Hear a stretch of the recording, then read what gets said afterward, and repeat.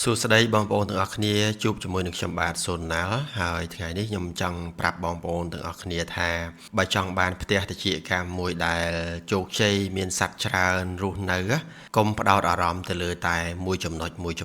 ព្រោះមានបងប្អូនយើងខ្លះគាត់យល់ច្រឡំថា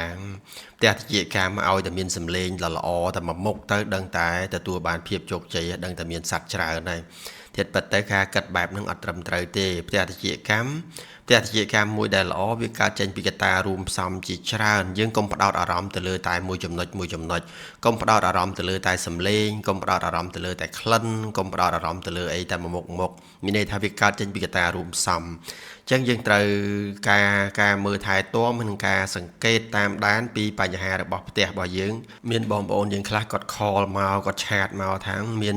ក្លិនល្អអត់ផ្ទះគាត់អត់សូវមានសត្វច្រើនគាត់ចង់ប្រើក្លិនហ្នឹងដើម្បីតាក់ទាញសត្វធៀបពិតទៅការប្រើក្លិនតាក់ទាញសត្វហ្នឹងគឺជារឿងល្អត្រឹមត្រូវហើយតែគាត់ថាពេលខ្លះយើងត្រូវមើលដែរផ្ទះរបស់យើងហ្នឹងវាមានកត្តារំខានស្អីខ្លះវាមានបញ្ហាអីខ្លះផ្ទះរបស់យើងហ្នឹងក្លិនសំណើមសីតុណ្ហភាពពន្លឺផ្លូវហោះហើរចេញចូលហ្នឹងគឺវាបានល្អត្រឹមត្រូវនៅមិនមែនផ្ទះរបស់យើងខុសចំណុច4 10ហើយយើងដាក់ក្លិនទៅឬក៏យើងដាក់សម្លេងល្អទៅដឹងតែសัตว์ចូលមកនៅពេញផ្ទះវិញអត់បានទេការគិតបែបហ្នឹងគឺជារឿងខុសទាំងស្រុង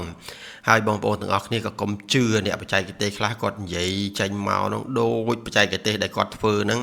ប្រអិនប្រព្រំណាអ្នកមកបរៀនគាត់ចឹងវាគ្មានទេវាកើតចេញពីការអង្កេតតាមដានពីបញ្ហារបស់ផ្ទះរបស់យើងផ្ទាល់ព្រោះបញ្ហារបស់ផ្ទះមួយវាមិនដូចគ្នាទេវាមិនខុសពីមនុស្សម្នាក់ដែលមានជំងឺពេលខ្លះជំងឺដូចគ្នាប៉ុន្តែបញ្ហាសុខភាពខុសគ្នាអញ្ចឹងការព្យាបាលវាខុសគ្នាដែរអញ្ចឹងផ្ទះតិចកម្មក៏វាអញ្ចឹងដែរផ្ទះរបស់យើងធ្វើនៅតំបន់ផ្សេងគ្នាអញ្ចឹងបញ្ហាដែលផលរំខាន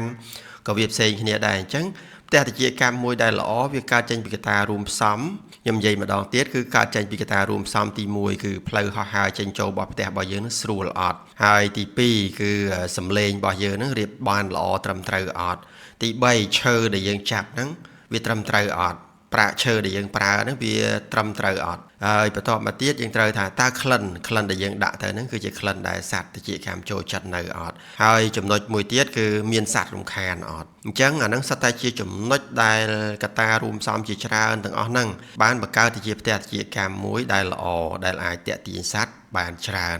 អញ្ចឹងបងប្អូនប៉ុន្តែមានបងប្អូនយើងខ្លះនៅពេលដែលយើងនិយាយបញ្យលពីហេតុផលឲ្យបានយល់អញ្ចឹងអត់យល់អត់ទទួលយកអត់បានទេតែបើសិនជាទៅស្ដាប់អ្នកបច្ចេកទេសខ្លះអួតបំផោងពំលើសការពិតហ្នឹងតែជាជឿគេងប់ហ្មងអញ្ចឹងការធ្វើបែបហ្នឹងចុងក្រោយវាមានតែខ្លួនឯងនឹងអ្នកខាតបង់អញ្ចឹងយើងមុននឹងជឿយើងធ្វើការគិតពិចារណាឲ្យបានត្រឹមត្រូវសិនតែវាសមហេតុផលអត់មិនមែនឲ្យតែគេនិយាយអីចេញមកអត់មានសមហេតុផលអីបន្តិចសោះចេះតែជឿអញ្ចឹងវាធ្វើឲ្យយើងខាតប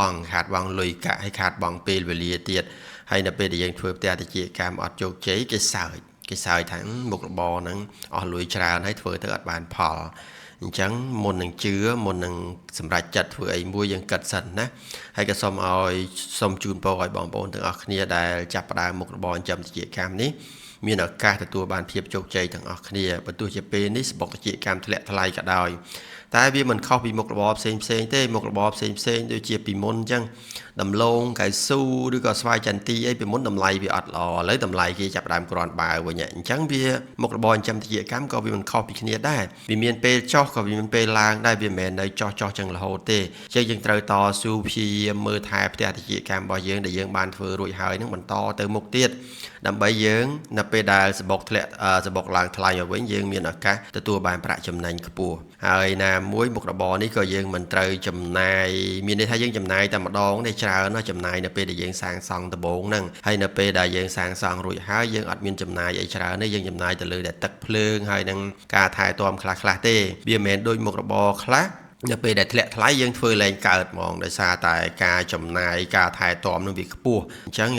សម្រាប់អ្នកដែលមានផ្ទះតិចកម្មហើយយើងត្រូវតស៊ូខិតខំតទៅមុខទៀតហើយជូនពរឲ្យបងប្អូនទាំងអស់គ្នាជោគជ័យនៅក្នុងមុខរបរនឹងអរគុណច្រើនជម្រាបលាហើយសូមឲ្យបងប្អូនទាំងអស់គ្នាហេងក្នុងឱកាសមុនចូលឆ្នាំចិននេះ